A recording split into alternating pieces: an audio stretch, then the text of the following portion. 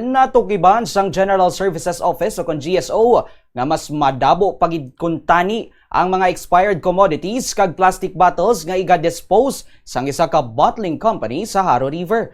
Sa interview sang Bomba Radio kay Engineer Neil Ravena, ang head sang GSO, iya ginpahayag nga napadala na nila ang reklamo sa natungdan kag ila pasabton ang amo nga kumpanya. Ginpahayag ni Ravena nga iya nga ginrekomendar sa Iloilo City Legal Office ang pagpasaka sang kaso batok sa bottling company tungod sa paglapas ini sa Solid Waste Management Act kag Clean Water Act. Ginapreparahan naman sang GSO ang case build-up kag pagtipon sang mga ebidensya agud masuportahan ang pagpasaka sang kaso.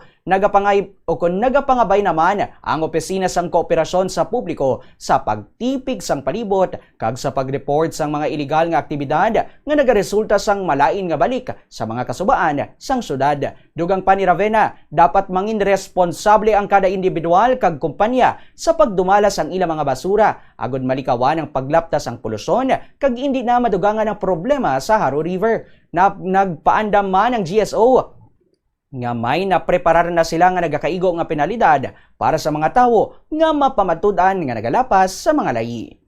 Dito sa GSO, nag-recommend na for the revocation of the business permit, and at the same time,